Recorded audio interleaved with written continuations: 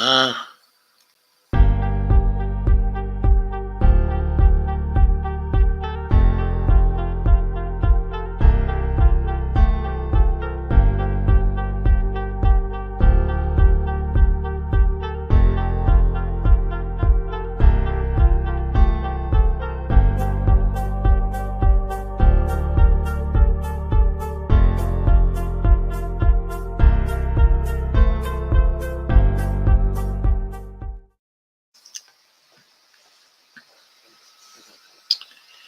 hmm.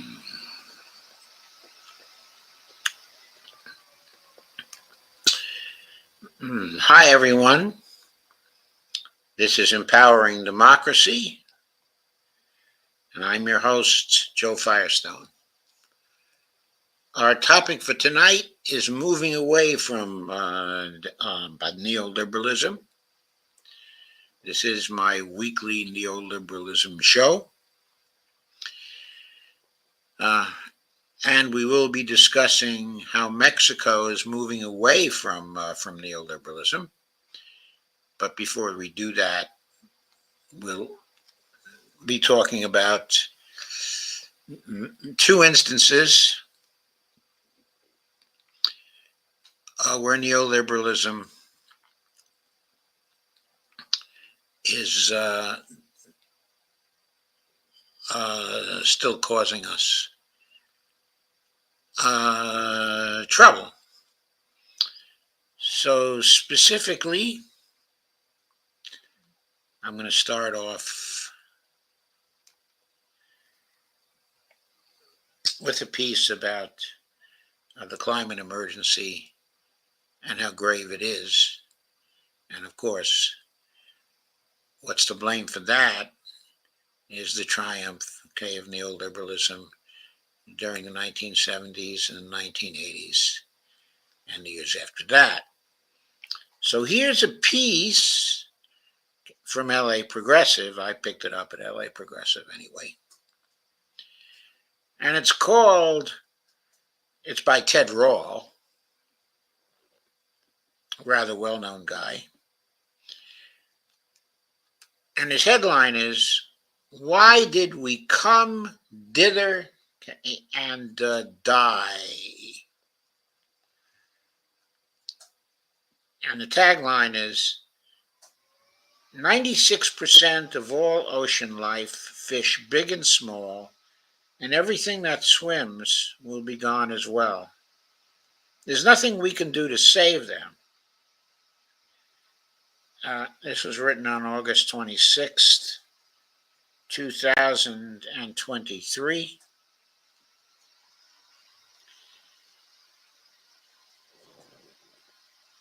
And here's a photo.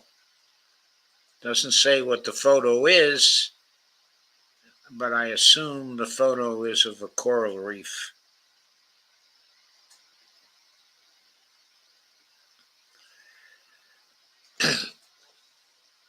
Article starts off with a quote.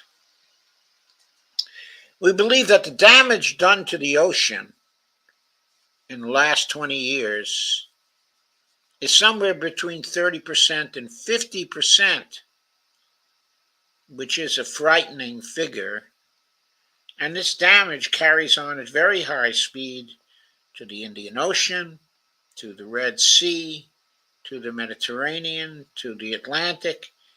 Everywhere around the world, the coral reefs are disappearing at a very great rate, to such an extent that we are not sure we will see anything like what we know now," unquote. Jacques Cousteau wrote these words in 1971. That's 52 years ago, folks, for a New York Times op-ed titled, quote, "Our oceans are dying," unquote. No one listened. No one cared. No one did anything. So now, as Cousteau warned us would happen, our oceans are finished. More than 90% of coral reefs on Earth will be dead in the next 25 years. What if we did something? No, reef extinction is irreversible, even if we were to stop emitting greenhouse gases right this second. 96% of all ocean life, big and small, and everything that swims will be gone as well. There's nothing we can do to save them. I have to stop here and say I am unqualified to know whether Ted Rall is right, okay, or not. But there are links here. Going on with the article. The cause is obvious and well known. Rapid and extreme global warming caused by humans, pollution, and overhunting. We don't have to look far to see that the ocean is boiling. At this writing, water temperatures off the Florida Keys have reached 97 degrees. Caribbean waters are normally 82 degrees all year round. The surprise isn't that 96% of the ocean life is doomed. It's that 4% may not be. That would be a surprise. I do want to dwell for a moment on rapid and extreme global warming caused by humans, pollution, and overhunting. We've known about Cousteau and his writing and his studies of the ocean since the 1960s and 1970s.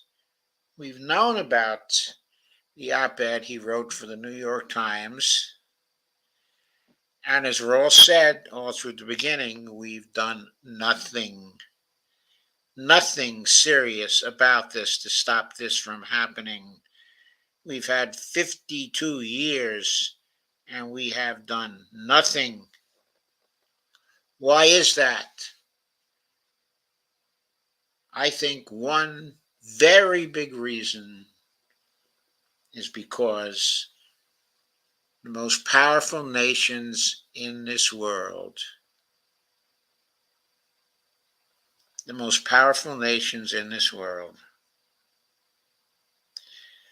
during most of that particular time period,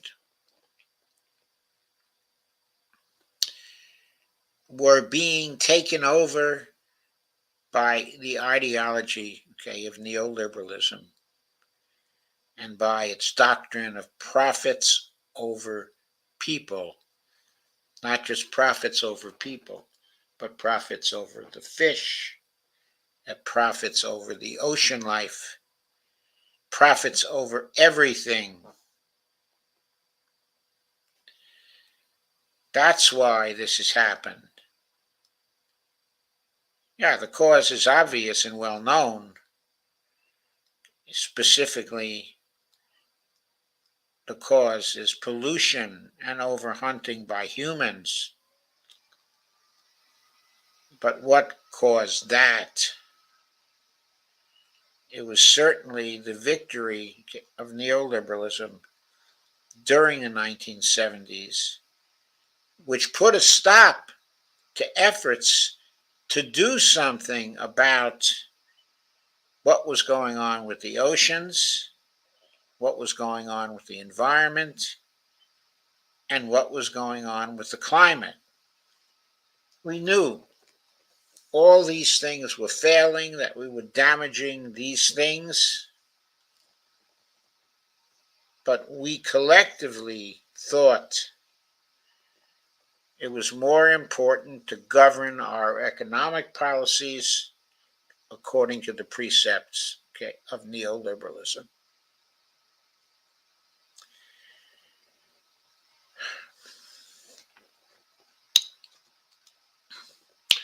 Going back to the piece, the surprise isn't that 96% of the ocean life is doomed, it's that 4% may not be. Ted Rall says it will be soon. Ironically, All this heat is about to start a new ice age.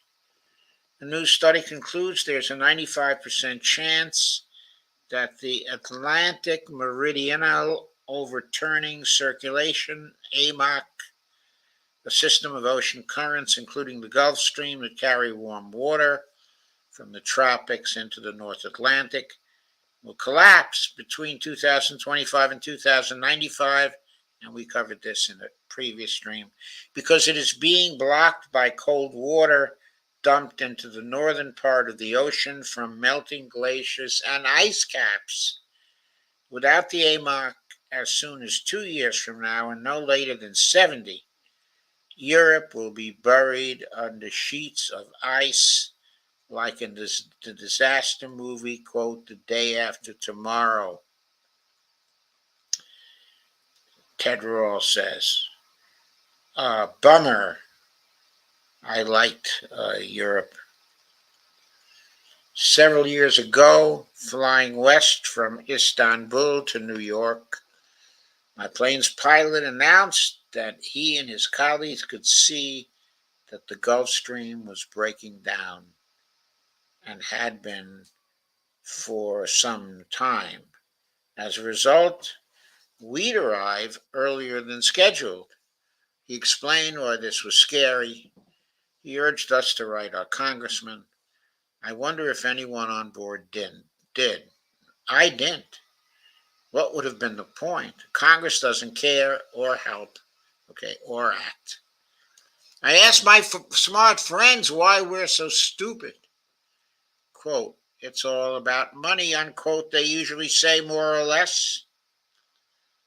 In a natural disaster movie like, quote, 2012, unquote, or, quote, Armageddon, unquote, the world's political and business leaders gather in a blue lit situation room chock full of computer screens displaying cool infographics, some in business attire, others in exotic garb, all wearing somber holy crap expressions as the camera pans around. Someone, either the UN Secretary General or the US President, these are American movies, calls on nations to drop everything, set aside their differences, and dedicate all their resources and attention to the existential crisis of climate change, the worst threat by far that humanity has ever faced. Because this is a film where politicians are sometimes evil but never total idiots, everyone nods in agreement, rolls up their sleeves, and gets to work to save humanity's ass. In the European version of this film, we all die in the end. God bless you, honey. After waging a valiant and noble struggle. Actual politics, however, are not as logical or commonsensical as movies. Young people like the activist Greta Thunberg are quite reasonably appalled at the mess they've inherited thanks to decades of dithering. And there have been decades of dithering. I mean, I became interested in this stuff and could see what was happening back in the 1960s. That's 60 decades of dithering, folks. Quote, pretty much nothing has been done since the global emissions of CO2 has not reduced, unquote, Thunberg told a 2020 climate conference, quote, if you see it from that aspect, what has concretely been done, if you see it from a bigger perspective, basically nothing, unquote. I asked my smart friends why we're so stupid, quote, it's all about money, unquote. They usually say more or less. Business and rich individuals profit from the current system, unquote. But that doesn't make sense. There'll be no economy if we're all dead. You can't enjoy your wealth if you're dead. Being dead, all of us, as a result of environmental catastrophe, is a distinct possibility for our grandchildren, our children, even for precious us. And yet, my smart friends are right. Capitalist idiots I would say neoliberal idiots, are so moronically capitalist that they'd rather be rich and dead than middle class and alive. The rest of us, the non and anti capitalist people who neither benefit from ecocide nor nor approve of it, are letting the greedy lunatics take us with them. We are precisely because we believed Jacques Cousteau and did nothing to act or to react or to resist, even dumber than they are. Darwin wins again. That is to say, we have failed the test of survival of the fittest. Of course, those last lines were mine. Ted ends with Darwin wins again. So, yes, I think neoliberalism and its triumph in the 1970s as an ideology that so many of us adhered to and made decisions based upon. Yes, the ideas of neoliberalism, particularly profits over people, profits over fish, profits over bird, um, profits over the world, that bears a huge amount of responsibility for what we've suffered over this period of time. So, that's the first of my offerings for tonight. I've now been joined by Dee Pierce. Dee Pierce, the host of Around the World with Dee and Friends. Hello, Dee. Hello, Joe. I'm happy to be here. Thank you. It's good to have you here. Uh, I've done the first article. That was a piece by Ted Rawle I found in LA Progressive. And it was basically about why haven't we done anything about the impending environmental and climate crises?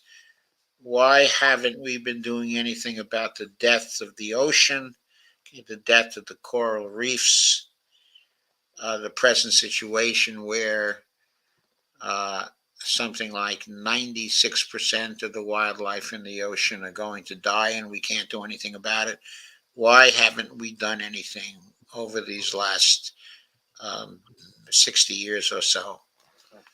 Uh, my answer to that question was, well, it was neoliberalism, obviously, Exactly.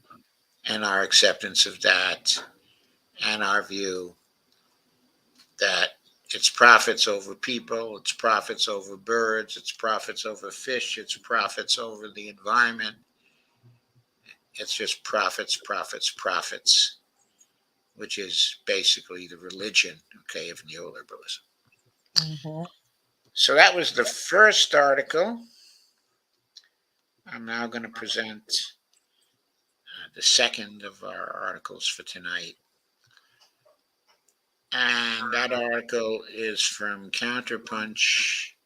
Let me share it. It's called Rich Men versus the Rest of Us. One of the reasons why I selected it was because of a comment from Stephen Wolfbrandt last night that specifically referred to the new song that is gathering an awful lot of attention. Rich Men North, okay, of Richmond, the song by a guy with the name of Oliver Anthony.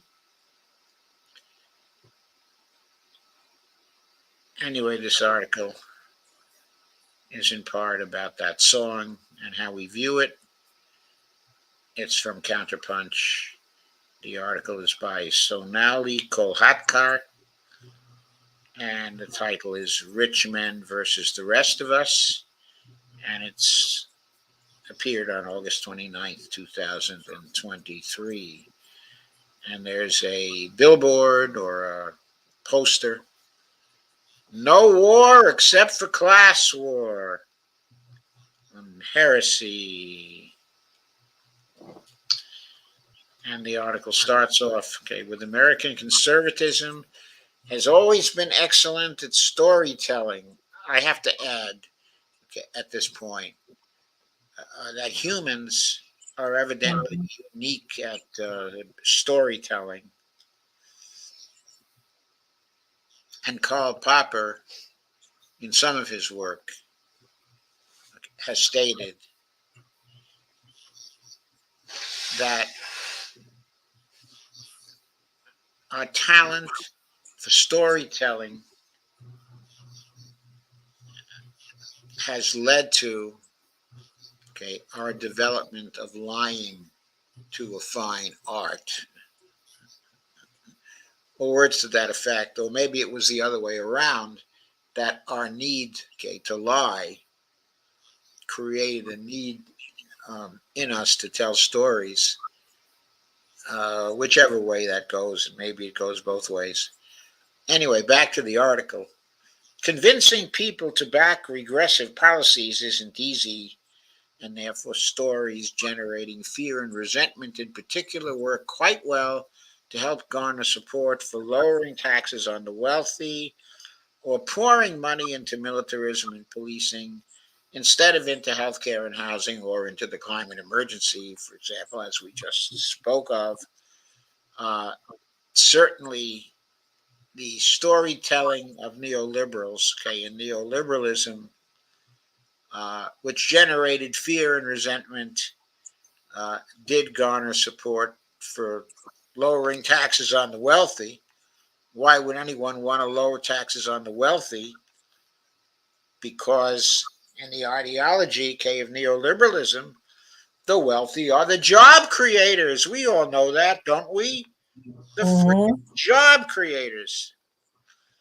Anyway, effective storytelling is the reason why right wing commentators like Joe Rogan and Laura Ingraham elevated, quote, Rich Men North of Richmond, unquote, a song with a simple message by a relatively unknown country artist, and helped boost it all the way to the top of the Billboard Hot 100 chart. The new song from country musician Oliver Anthony has suddenly become an anthem of the right.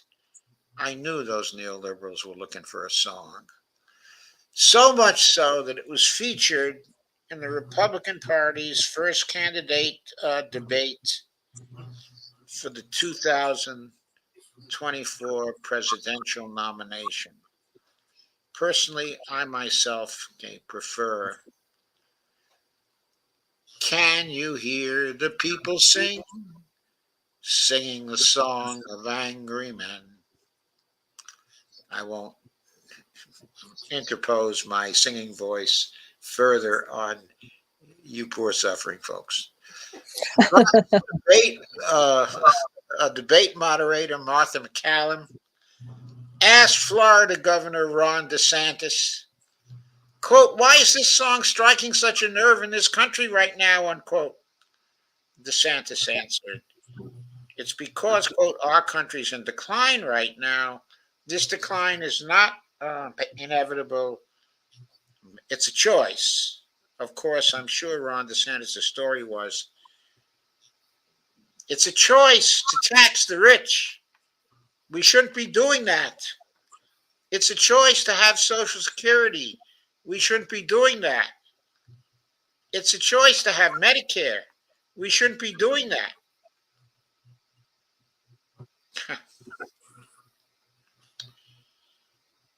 Anthony's song lyrics have a pithy answer to why the United States is apparently in decline.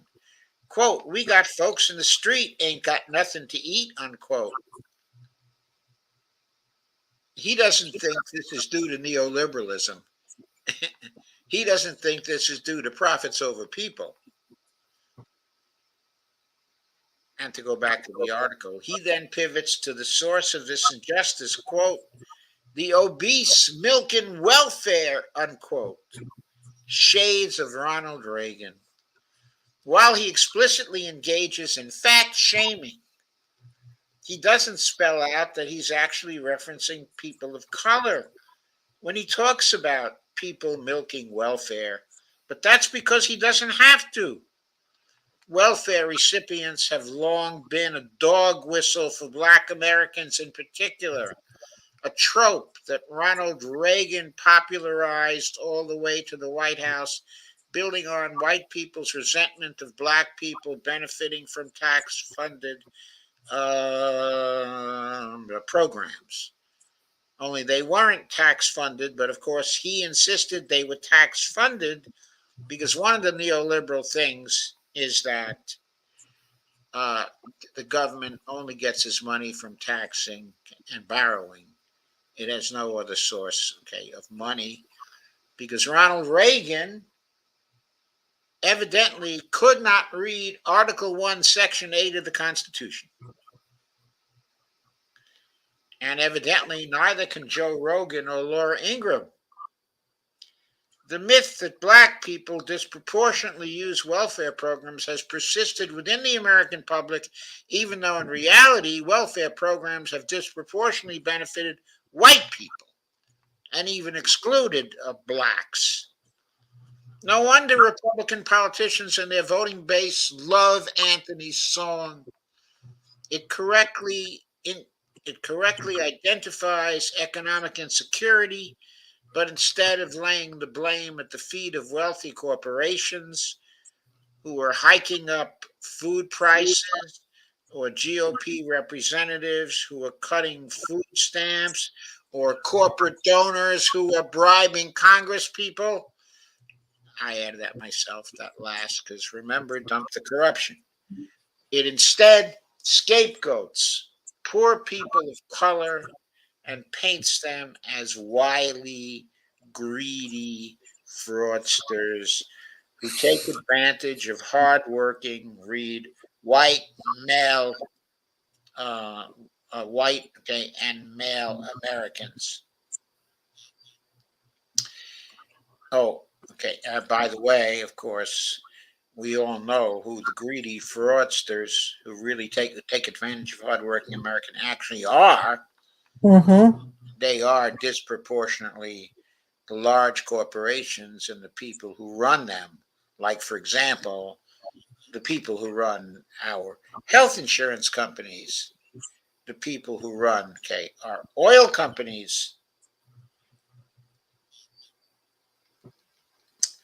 But what about the quote, rich men, unquote, Anthony sings about? That too could be coded language for Democrats who are painted in the GOP's worldview as well educated, privileged, liberal elites and embodied by people like Hunter Biden.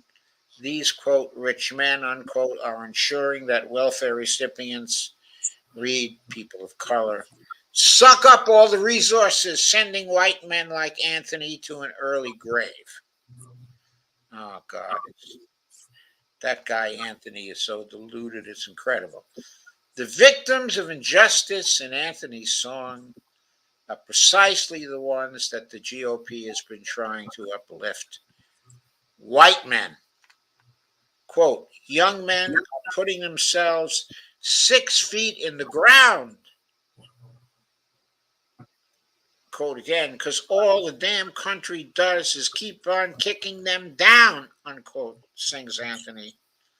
He doesn't explicitly say white men because, again, he doesn't have to. He signals it with his own demographics, saying, quote, it's a damn shame what the world's gotten to for people like me, unquote. To be fair, he adds, quote, and people like you, unquote. Without actually spelling out the idea that people of color are taking over the nation and forcing white men to an early grave, Anthony's song cleverly implies this powerful right wing myth. The narrative through line of Republican ideology is the myth that America was a country built by white men, but is now a nation where white men are deeply suffering. Again, I would say, in relation to the theme of this program, white men are deeply suffering because they and many of the rest of us have bought the myths of neoliberalism. They've bought the bullshit. As America falls apart from this tragic turn of events, only white men can save it and can, quote, make America great again, unquote. I guess this is a frickin' Trumpist song. Given how hard the GOP has beaten this drum, it's a wonder more Americans don't buy this ludicrous, racist, and false idea. Just under a quarter of all Americans believe it, and nearly double that amount actively rejects it. That is because the counter narrative to this grim world of white male resentment is a beautiful and far more seductive story that America is a multi-hued nation where everyone has rights and everyone deserves freedom from hunger, homelessness, and illness. Although this is an ideal that has never been realized, especially for black and brown people, it remains, okay, an aspirational goal.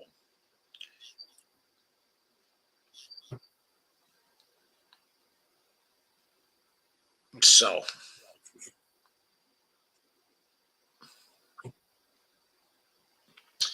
indeed, even Anthony can't help but embrace this collectivist idea. In an interview, the young singer identified, quote, the roots of what made this country great in the first place, unquote, as, quote, our sense of community, unquote. He then said, quote, we are the melting pot of the world. That's what makes us strong,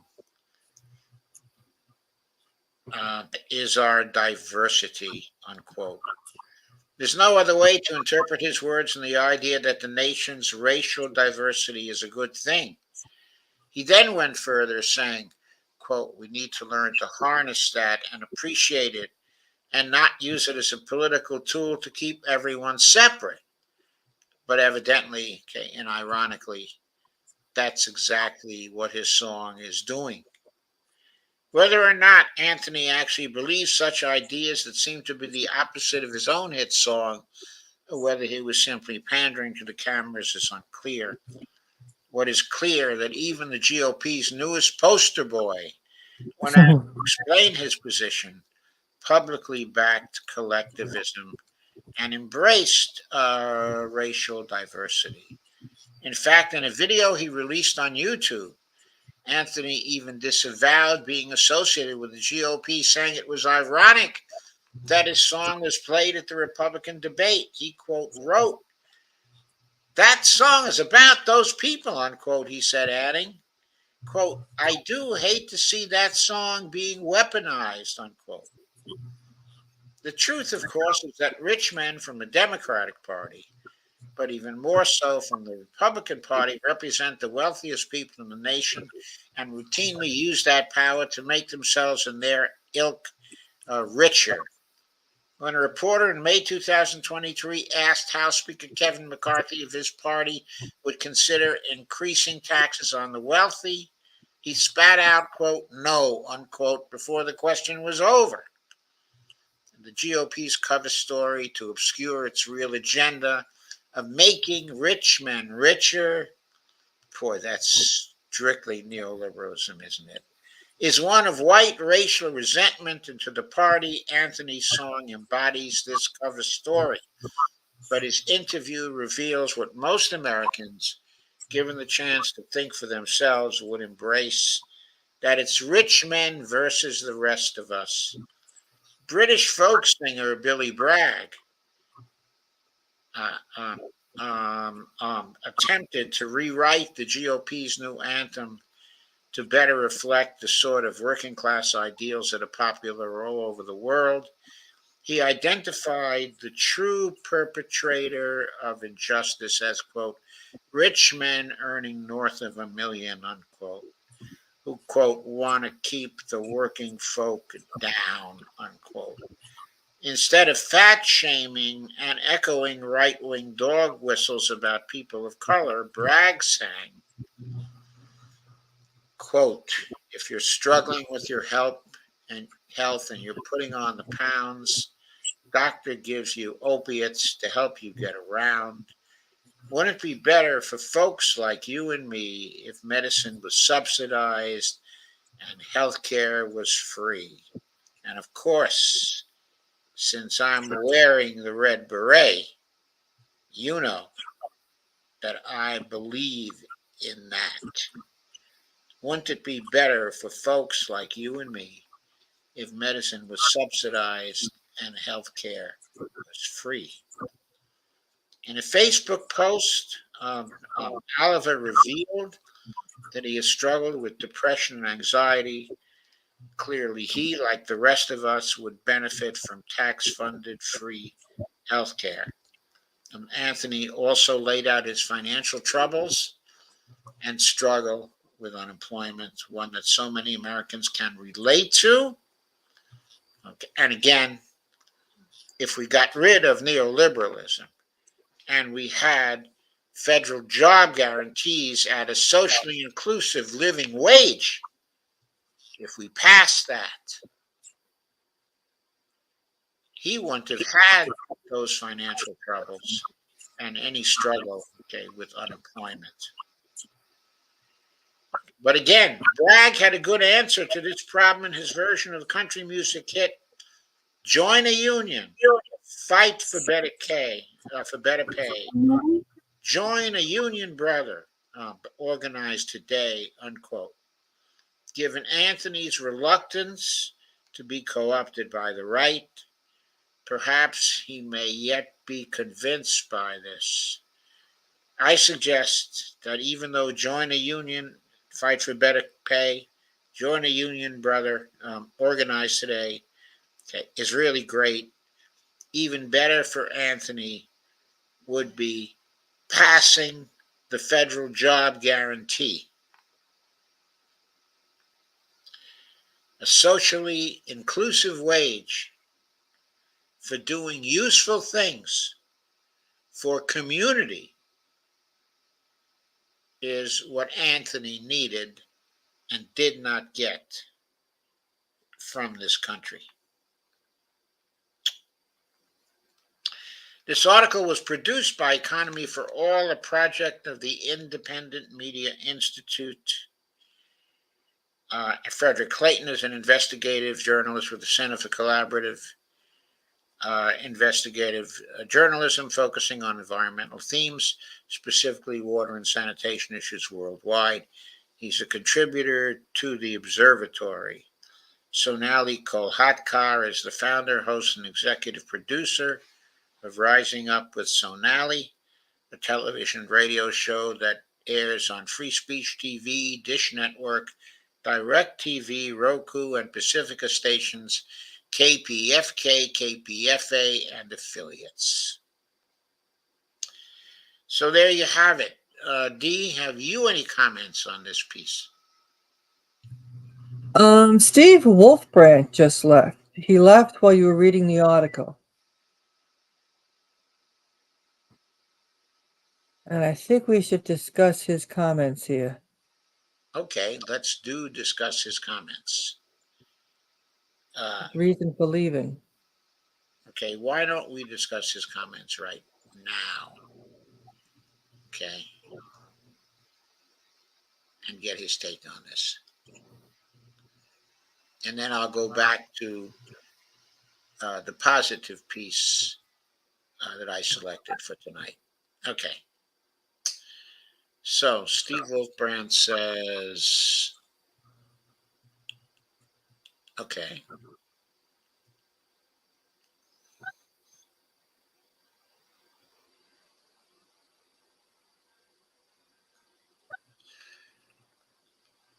Okay, Steve Day is also here, says, without profits, Innovation dies, they say.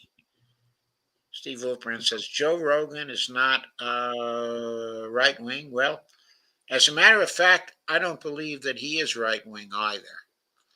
It seems to me Joe Rogan is rather hard to classify, and I don't agree with the author in characterizing him as right wing. Doc, why are you reading this garbage? The song is not right wing either.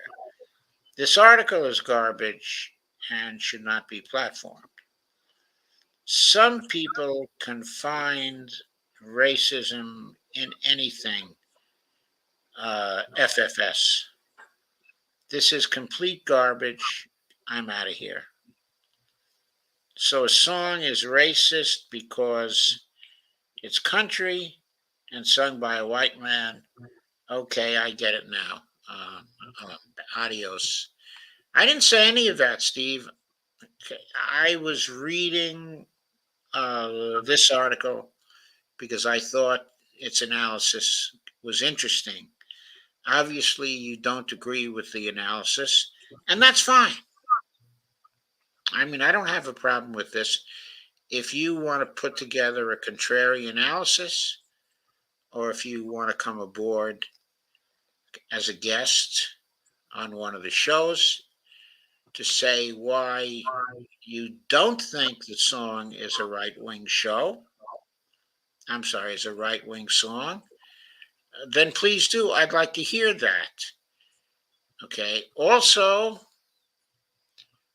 uh, I think what Sonali Kolhatkar was picking up on was the adoption of the song by the Republicans. In other words, the Republicans obviously think this is a right wing song, and they're trying to make hay out of it. And she was analyzing why they think it's a right wing song. Now, I don't know if she was right. I haven't listened closely to the song myself. Okay, so I don't know if she was right. Okay, I gave my own analysis and pointed out that the reason why you get this kind of thing, the reason why you get the GOP liking a song like this, hey Lana, is because to them it speaks to them as a song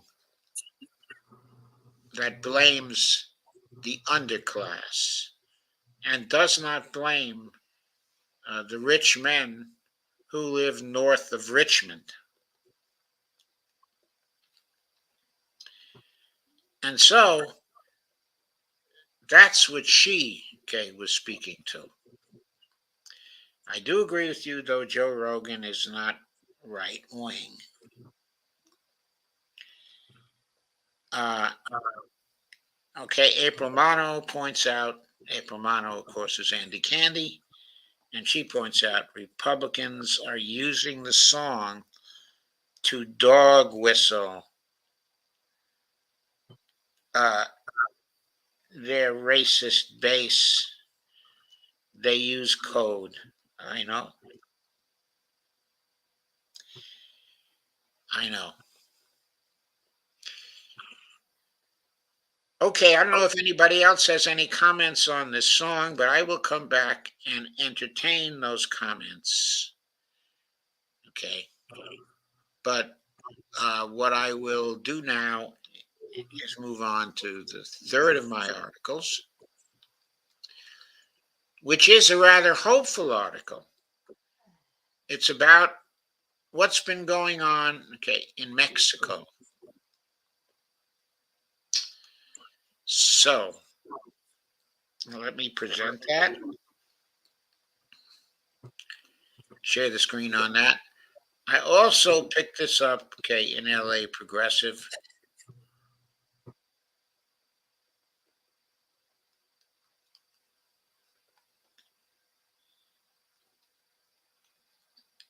And the title of the piece is, quote, Mexico should be our example of what is possible, unquote.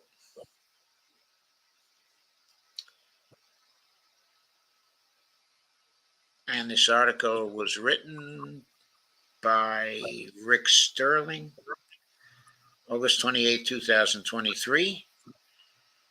It's an interview. The other big reason I went to Mexico is to witness what is happening with Andres Manuel Lopez Obrador, otherwise known as AMLO. And Rich Sterling is interviewing this lady, Terry Matson, who went to live in Mexico. So this is an interview by Rick Sterling with Terry Matson. Terry Matson is producer and host of the weekly podcast, quote, WTF is going on in Latin America and the Caribbean, unquote, broadcast on Spotify, Apple Podcast, Code Pink, as well as WTF is going on in Latin America and the Caribbean.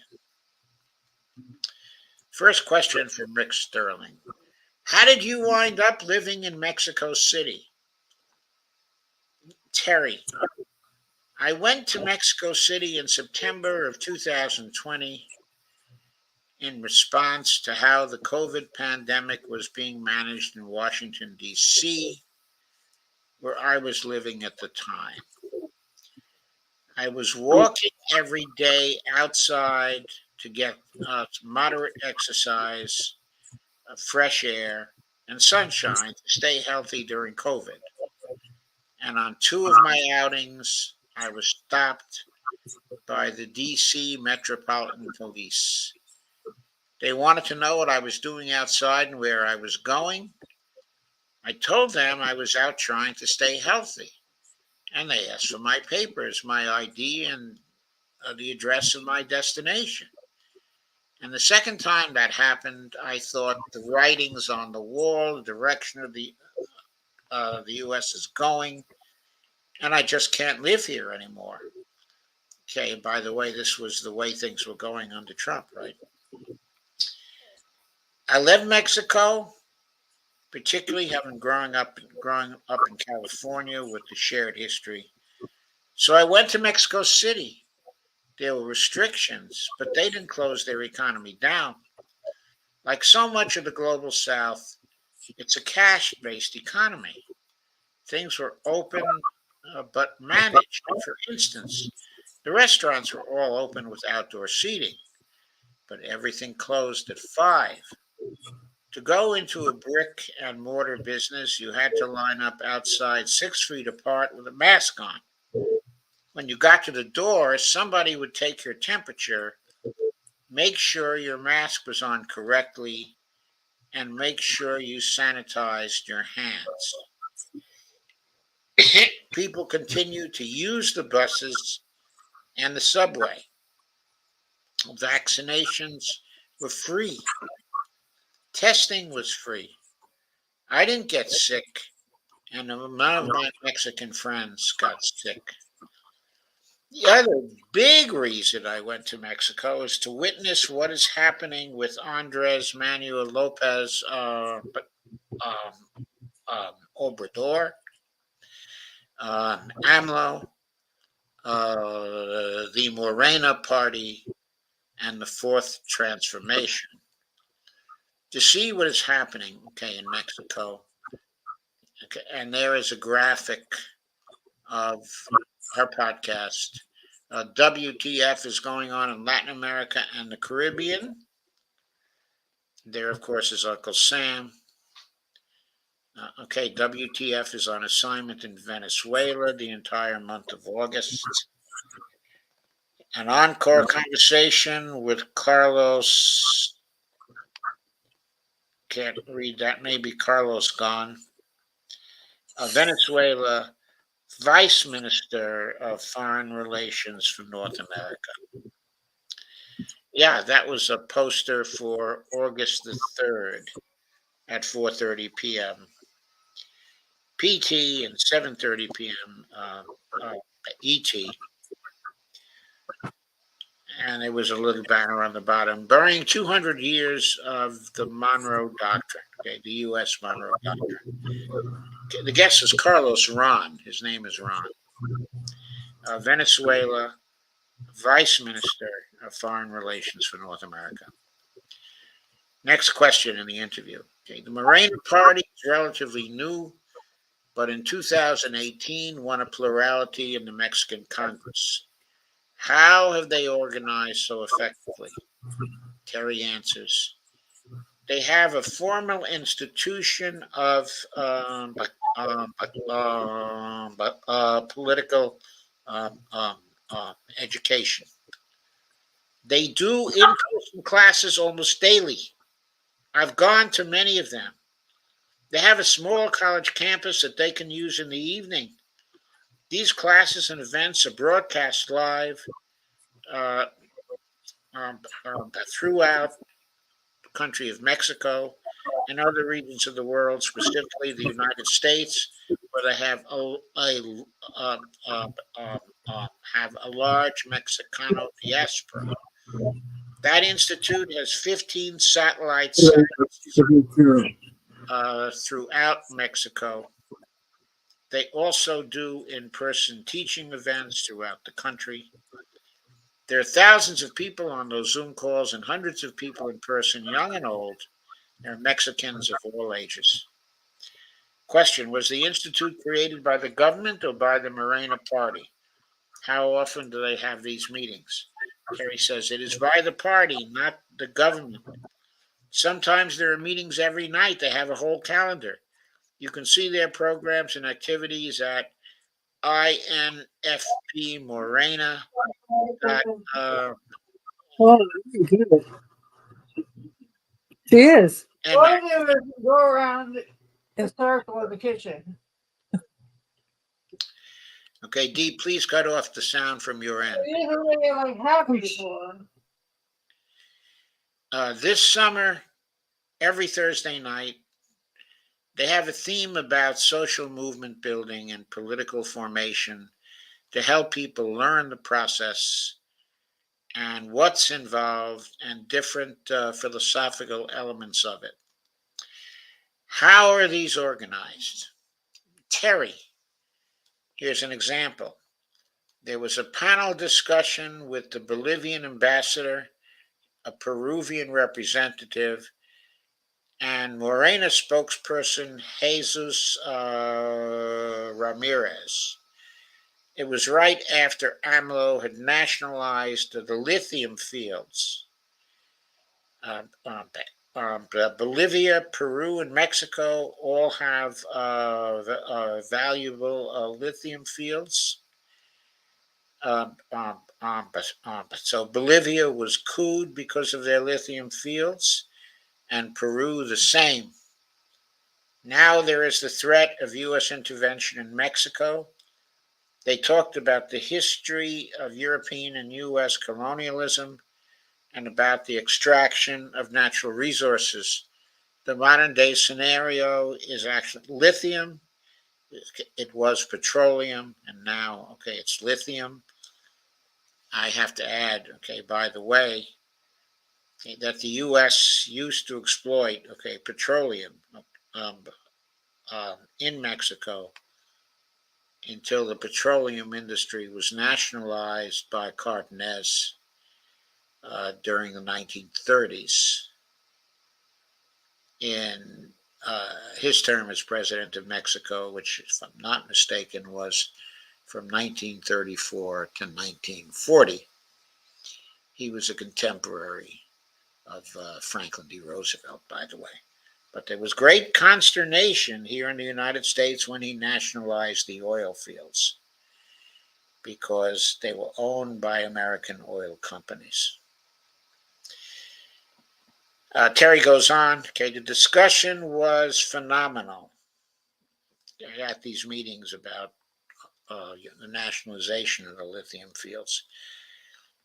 She says, that's just one example. Then I've gone to an afternoon of Marxist films they showed all these films that were blacklisted in the McCarthy era, and the film producers and directors who were on the Hollywood the blacklist. We looked at those films and what the messaging was, the Marxist themes out of them. We did a whole film study of that. Wow, it was good. I've also been to a few political formation classes. One I attended was an all-day class on Hugo Chavez. It was great stuff covering both domestic issues and foreign policy issues, weaving it all together for the Mexican population. This is how they are empowering their population to ensure that AMLO's party and his vision continue. There is a base of people to succeed him, so it won't just be one 6-year project. Question by Rick Sterling. When is the next Mexican presidential election and how are they preparing for that? Terry says, the election will be in June 2024. AMLO cannot run again per the Constitution. It's one 6-year term for a Mexican president. AMLO is a popular, charismatic leader, but he cannot run again. The Morena party itself has a lot of talent and a lot of experience and is enormously popular. However, Mexico City is split 50-50, but the rest of the country is solidly Morena, led by Morena governors and local leaders. The key people who are running to be the next candidate of the Morena Party for president are Claudia Sheinbaum, governor of Mexico City, and the former foreign minister Marcelo Ebrard. Okay, it's Ebrard actually. I'm not sure it's Marcelo. It could be Marcello. I'm not sure of the pronunciation of the name in Spanish. Ebrard has been studying and preparing to be president of Mexico someday, and he has the resume and the experience to support that for sure. Claudia is younger, and people love what she's done for Mexico City, and each of the mayors within her city as well. She's empowered all of them as well. So she is very popular, and then you have the president of the Congress. There's 2 other candidates. They're all good. In order to avoid the appearance that someone was anointed by AMLO, and also to hold the party together, all 4 of the candidates had to resign their public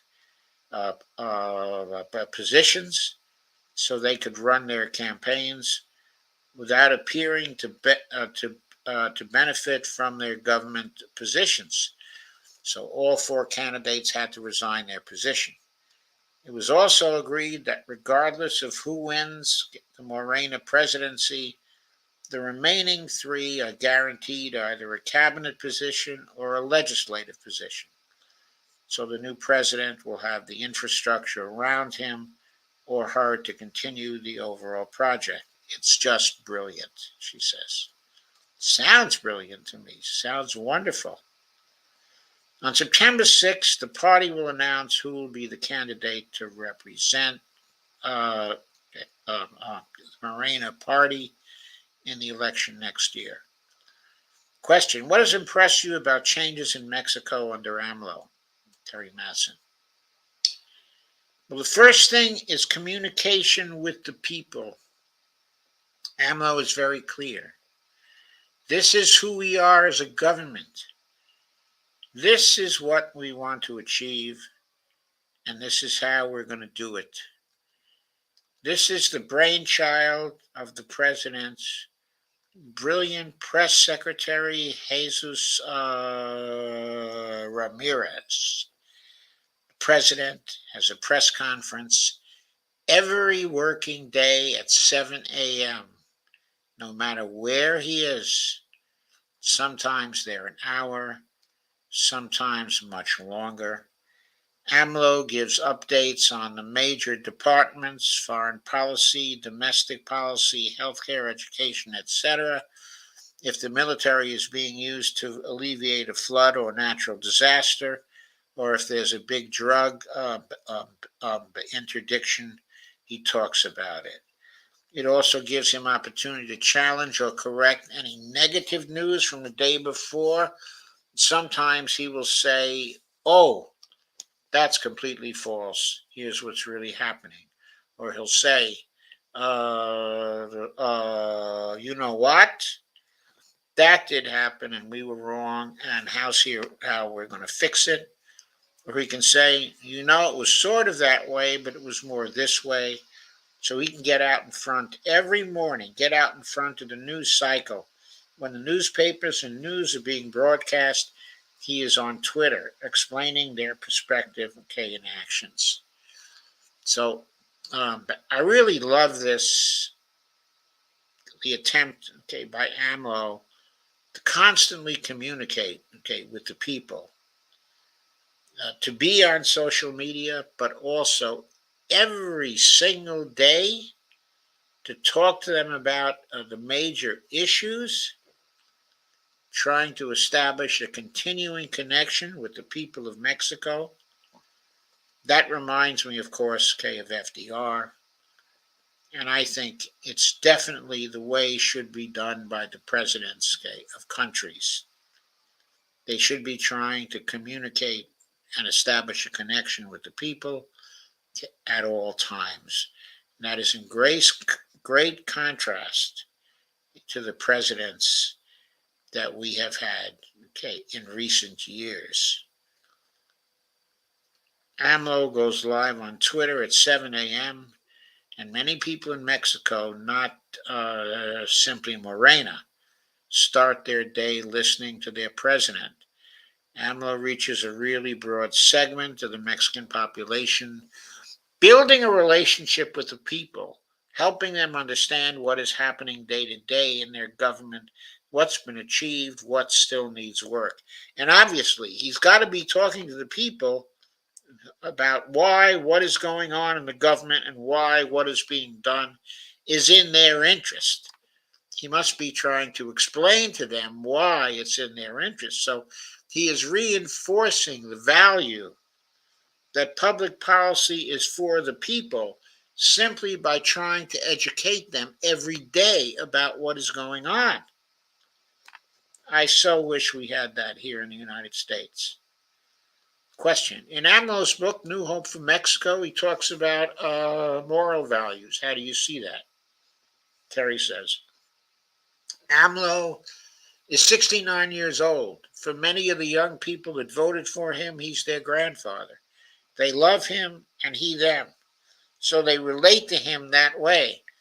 AMLO's government tries to find popular solutions for the majority of the people, which to me is actually liberation theology.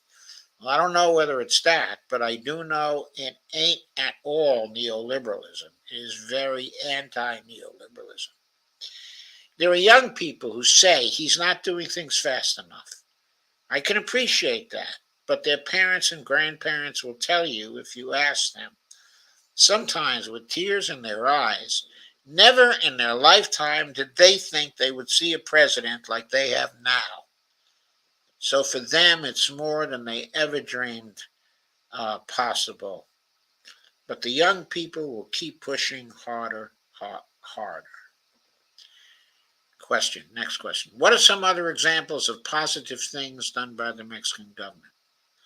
Terry, the biggest thing has been the infrastructure projects. For example, public transportation. There is now a gondola system providing easy access for people in the northern hills of Mexico City. They call it the cable bus. There are 2 lines so far with more planned. It's been a life changer for the people in those colonias. I assume the colonias, okay, are neighborhoods in that uh, section of Mexico City. I have friends who live in one of those areas. Public transportation is a game changer for many people. Uh, uh, so, a second example of effective governance is regarding parks and public spaces. Since I arrived in September of 2020, I've seen so many parks uh, um, um, renovated. They can be little parks that you'll see down alleyways where people sit, have coffee, and talk to their neighbors, or they can be kids' playgrounds. They're green, the fountains are working again. It's unbelievable how many I've seen come back into fruition. The investment in public space is the investment in your people. Having these outdoor public spaces supports the emotional and physical health. People use those places for picnics. The other thing is all the public art installations is profound, and now the art installations are used for educational purposes, like teaching people about Mexico, history of Mexico City, former presidents, etc. And there is art all over. They'll feature historical artists, also modern day artists, youth, collective art. They rotate. Question. You've been living in Mexico for over 2 years. How does the U.S. look from the outside? Terry. From the outside, it seems there is nothing happening. I don't mean that all of you activists are not doing anything, but as a nation, it seems there is no change happening in the U.S. We are not doing anything to create a new system, a new structure, or to renovate the structure we have in any significant way. It's all collapsing. The good percentage, okay, of the progressives and leftists don't believe it's possible to have a third party, a viable third party. Meanwhile, in Mexico, there is a national organized strategy and strategic change happening. Uh, Specifically, Morena was created as a third party to break up the PAN/PRI duopoly that existed in Mexico for 70 plus years. Those were the two main Mexican parties before Morena was created. It is the same type of system we have in the US. I get so tired of hearing a third party is not possible. They've done it in Mexico. It took a lot of time and groundwork, but they have broken the two party duopoly. They are our neighbor, and they should be our example of what is possible.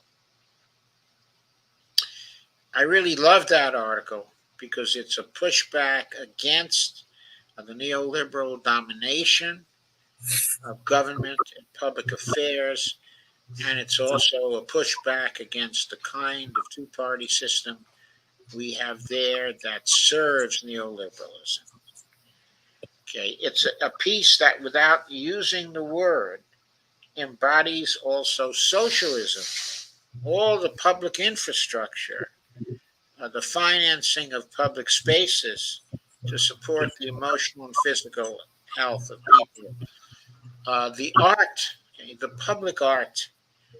This is all about enriching public spaces in order to enrich the life of the community and the life of people who live in the country. You can see from the way Morena is organizing the educational activities of the party, the constant speeches by the president and reports of the president, that they are looking to create a democracy from the bottom up. He is mobilizing the bottom up. And the Morena Party is mobilizing the bottom up. This is such a great pushback with respect to neoliberalism. It is, and it's interesting how the younger generation doesn't truly understand what the parents had been through. when they talk about the difference and the children, how they're reacting. And I was thinking too while you were reading this, I was thinking all the people from the USA that have moved to Mexico in recent years. So Okay, but a lot of people who have moved to Mexico in recent years have done so in order to retire there because they can live a better life there on their Social Security. but also, there's younger people that, from California, people that work, a lot of their work is on the computer. They can't And afford so rent they've in gone to California. Mexico because they can work at a distance. Doesn't matter, Exactly, because they can't afford to live in California. but they But can that's afford where to their live in job is. So Mexico. instead of living in your car, you can go to Mexico and actually have a place to live. Yep, that's a good reason to go to Mexico. Exactly. Okay, so that ended. Okay, I'm sorry that Steve Wolfbrandt has walked off in a huff. Right. I think he should have waited to have a discussion. I think he should have waited to have a discussion also. Okay, I think he could have expressed his view there, but I'm going to pay attention to his walking off.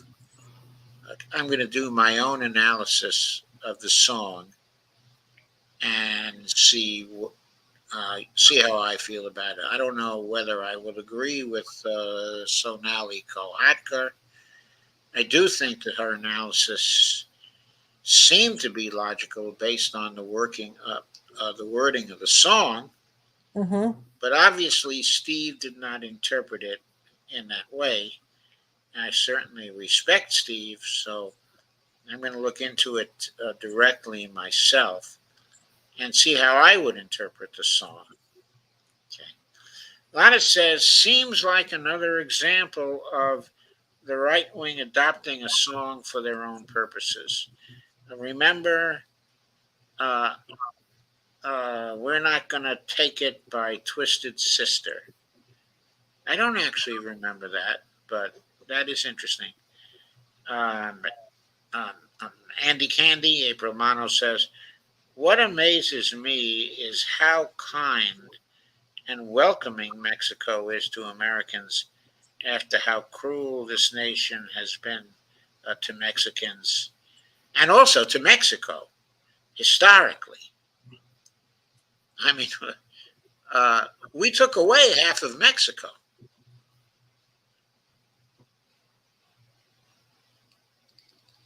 So, yeah, it's amazing how kind and welcoming the Mexicans are. Okay, I certainly agree with that.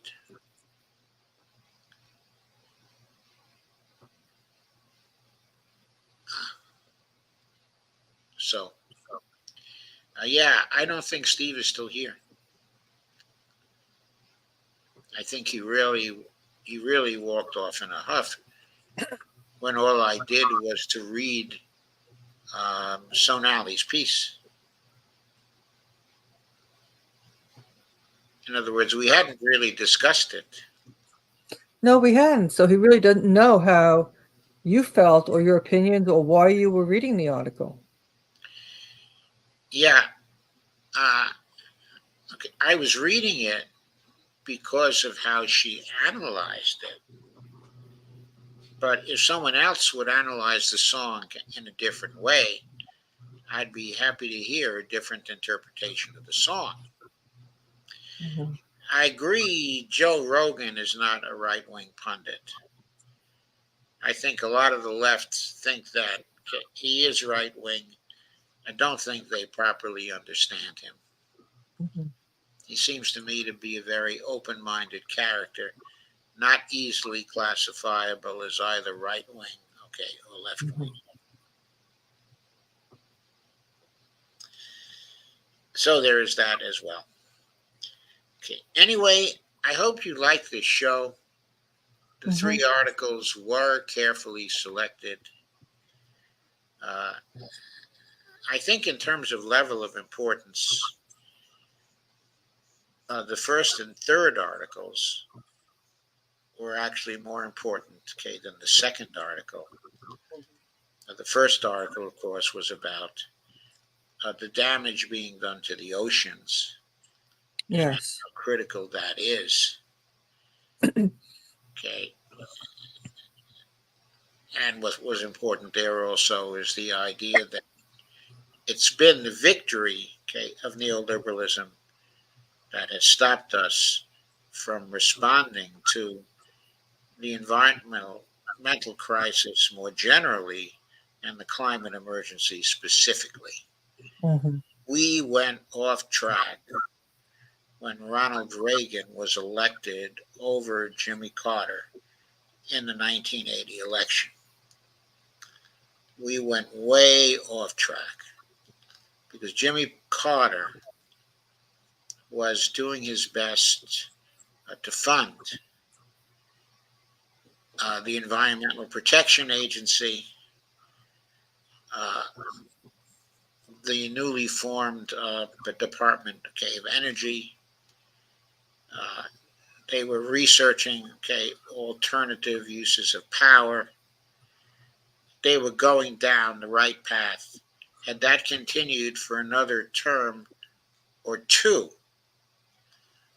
we might have begun making progress on climate emergency back in the 1980s. Instead, the whole opportunity was lost when Reagan came in with his stupidity and his anti-environmental and anti-climate stuff and anti-government spending and all the anti-things that he embodied from a neoliberal point of view. And Andy Candy says,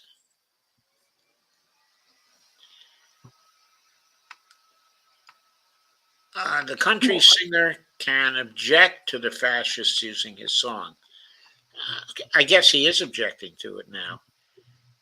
Andy Candy says, Steve is pissed because you had the nerve to read that article. Some people don't want to consider objective commentary fantastic articles. Well, I mean, I thought the article was well done. I don't, necessarily agree with it. Steve says, "Oh, I'm still watching Google reactions to that song. Many black channels love it, and read my comment about um, um, um, um, Obama being gay." Okay, well, that's great. I don't mind that at all. Okay, so Steve is still watching. I'm so glad you're still watching, Steve. And I hope you, heard all my comments.